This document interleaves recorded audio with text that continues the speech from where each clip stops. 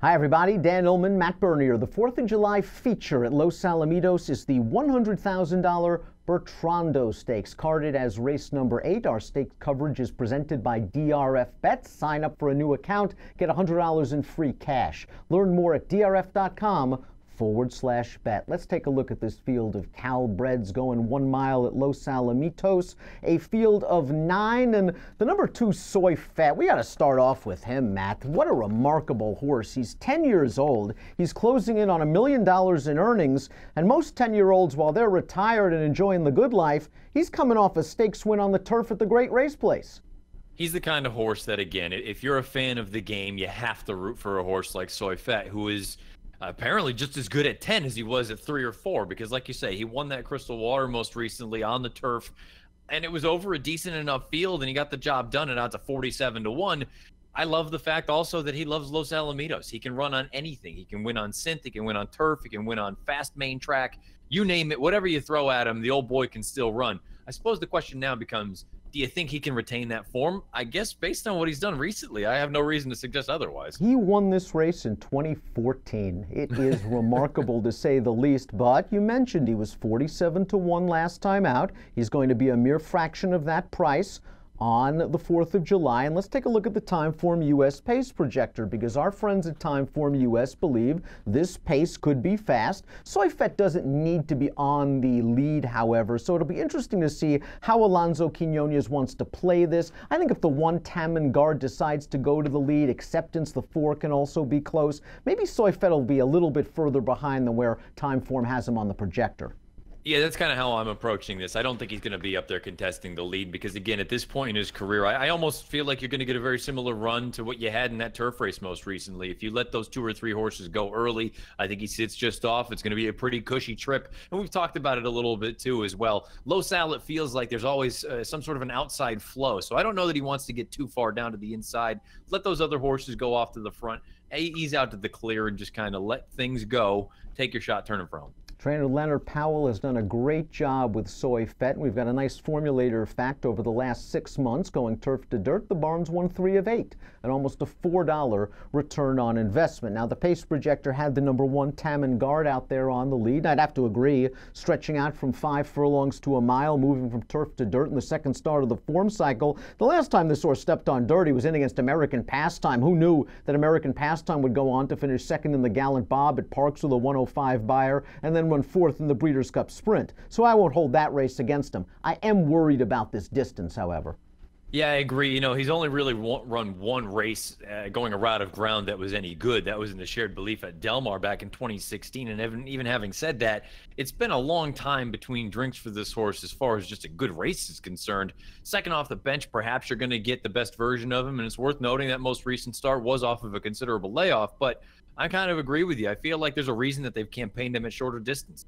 Soy Fat won this race in 2014. Right next door is Magic Mark, who won the race in 2015. Compared to Soy Fat, Magic Mark is a spring chicken. He's an 8-year-old gelding, but boy, he's another one that I think is coming into this race the right way. His most recent start was his first start off of a very long layoff, and if you look at those Timeform US color-coded pace ratings, they are color-coded blue, which indicates slow. And you're going to say, well, Dan, Magic Mark was up close to the pace. Maybe we should downgrade him. No, because sorry, Eric was the horse on the lead. He was the favorite. He had more recency than Magic Mark. He had the best trip. Magic Mark had the second best trip. I think Magic Mark is very dangerous in this spot. 5-2, not a great price. The only concern I have with Magic Mark as opposed to a horse like Soy Fat. Soy Fat, he's at least coming into this off the heels of a victory. Magic Mark hasn't won a race since 2016, so he shows up and runs each and every time. He's very, very game, and he's retaining his form. But the problem is, for me anyway, he hasn't been able to get over the hump for a while. Maybe getting back to Los Alamitos is going to help his cause. You and I are fans of the number 6 B Squared for Doug O'Neill, the Redham folks, and Mario Gutierrez. And heck, he won his last dirt start. That was the Thor's Echo sprinting. But I don't know how you feel about that race. It looked like he was going to win for fun on the far turn, and he really had to go all out to take down the favorite Tough Sunday. I didn't like the way he galloped out in that race. I thought he had no excuse to lose to Soy Fat in the Crystal Water. This is a horse that obviously on his best day can win this race. I have a feeling he's going to take a little bit of money. Yeah, he is. At 7-2, I think he's going to be probably vying for favoritism when it's all said and done, which at that price, I'm probably not thrilled with. But there is something about, we've talked about it since Los Al started running the thoroughbreds in the afternoon. There's something about horses that have performed well at Los Alamitos in the past that you have to trust. And I know he didn't win that race in the Los Al Derby going back to 2017, but that was arguably one of his better efforts. And I think the distance is really what kind of got him that day. 9 furlongs is not his game. Heck, probably a mile's not his game either, but I think, again, in the right circumstance, with the right kind of trip, I think he is one of the more likely win contenders. Let's talk about the 7 Grecian Fire, because again, Timeform US believes this is going to be hot up front, and that could really play nicely for Grecian Fire, a horse that finished 3rd last time out over the Tapeta surface in the Grade 3 All-American Stakes. I thought that was a solid field, and this horse had to come about 5 wide on the far turn, only losing by a length. Not a bad effort at all. Heck, this horse hasn't run on dirt in a long time, but he won the last time he set foot on the surface. I'm really not worried about it. And if he could run anything close to that 98 buyer on the synth last time out, he's very dangerous at the 9-2 morning line. To be honest, really, I think as a handicapper, that's the only real decision you need to make on this horse is, are you afraid of the dirt as opposed to what he's been running on? Because clearly he's just fine on the synthetic surface. That 98 buyer is the highest last out in the field. I thought it was a very game effort to run 3rd there in that All-American. The question does become, do you think that he can translate that sort of effort to the dirt surface? Because if he can't, then yeah, he's in trouble. But I agree with you, as far as the pace situation is concerned, he could get a very, very nice setup. How about the 5 Make It a Triple at a price? 4 starts back, 95 buyer performance, only beaten a little bit more than a length in the Thor Zecco by B Squared, and he was doing a lot of work on the lead in that spot. Last time out, a just miss behind Solid Wager, who we know has a lot of back class and is a true 7 furlong specialist. Make It a Triple is in good form, another horse with tactical speed, but a horse like Tamangard, who I'm a little bit concerned as we get longer in distance. Yeah, I mean, this is the kind of horse that you wonder why. You look at the pedigree, you see misremembered. He was a little bit of a horse that could go a distance. I wonder why they have as infrequently tried to go long as they have. He's only gone a route of ground once, and I think that's probably because they're terrified of the distance itself. And like you say, you get to a situation like this, if there's the speed on early, those final little bits are going to be tough. And keep in mind, Los Al, that stretch run goes on forever and a day.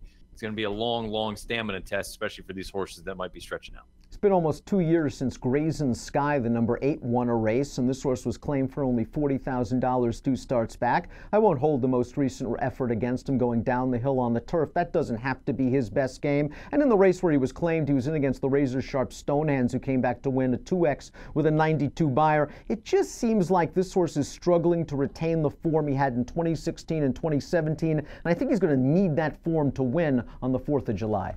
Yeah, I'm not sure that he's good enough to win in a spot like this, but perhaps he's one you can use underneath. You see he's run 2nd or 3rd on 15 occasions from 30 lifetime starts, and he's run at Los Alamitos on 3 occasions, and he's finished 2nd twice. Continental Divide's a little bit, all right, he's a lot slow on paper, but you know, I really don't think he would be the worst long shot in the world, especially if there's a pace collapse in here. They ran him on the turf. I don't think he could stand up on that surface. 2 starts back, I just thought he was compromised by trip and pace situation, trying to come from far off of a slow pace. 4 back, he ran okay in the Cal Cup Derby. I think there's something for this horse down the road. I also think as a 3-year-old taking on elders at this time of year and is too slow on paper, it just is an unlikely spot now. But I'm keeping an eye on this horse down the road. I think if you're looking at win contenders, he is going to be toward the back as far as that is concerned. I think if you're looking for a horse to round out a trifecta, though, he's certainly one that at a giant price, why can't he come along, clunk up, and grab a piece? Let's take a look at our top selections for the Bertrando. I am really reaching, Matt, on the number 4, Acceptance, who started his career like a good thing. He won his first 3 starts. Since then, he's something like 1 for 15, and he just, off that long layoff, they've only run him on turf, which makes me question his soundness. He's had front wraps on in all of those races, but at least last time out, he showed that he still has a little bit of his speed, which was kind of his MO when he was good on the dirt. Ken Black's taking a shot here. He's showing confidence in running this horse in this race. He's run well at Los Alamitos in the past. I wonder, Acceptance, he likes to be forwardly placed. That can be a problem. I think Stu Elliott's going to break. I think he's going to realize that Soy Fett's not going to go. I think he's going to position himself off Tamangard, and I think Acceptance wants the distance more than Tamangard. Whether he wants that long stretch once he puts Tamangard away, that could be a different story, but the price will be right. And like you said, I think you brought up a big piece. He's 1-for-1 at Los Alamitos. He's handled this surface in the past. The question becomes at this point, really what you had kind of brought up. Can he still run? He showed a little bit of that speed in that most recent start, but boy, that long layoff between February of 17 and May of 18, and he's come back and he's been a little bit dull. The question becomes again, can he actually go on with it? If he can, he could work out the perfect trip in here, sitting just off Tamengard, because I agree with you. I think Tamengard, he's going to hit the wall probably about 6.5 furlongs into this thing. If Acceptance can take it over at the top of the lane, he's got an interesting chance. It's going to be a long stretch to get down to the finish line, but he's not totally impossible in here. But you've got B Squared in here who figures to sit a really nice trip in the second flight. He is extremely consistent. And I think if he goes off at the morning line, you'd take it. You do have to be a little bit concerned that he'll take some money. I think he's going to be vying for favoritism when it's all said and done. And at that point, I don't think he's very attractive. And he's really not an interesting pick, if we're being honest, because he's kind of bombed in some instances where he's not supposed to. But I just still maintain, I think he is one of those better horses in this race. And I think he's right there with those other two, the 2 and the 3. I think Soy Fett, he's rock solid. Obviously, he's in good form. And Magic Mark as well. Magic Mark's in good form. The only concern for him is, boy, it's just been so long since an actual win. I want to side against him on the win end of things. And that's going to go with the 6 B Squared. I'm taking a little bit of an outside-the-box stab with the 4 Acceptance. I'll go 4-7-6-3 in the Los Alamitos feature on the 4th of July. Again, you can play the Bertrando with a new DRF Bets account. Sign up, grab $100 in free cash, start punching away. Learn more at drf.com/bet. Approximate post time for the $100,000 Bertrando Stakes on the 4th of July, 4:28 Pacific. Good luck.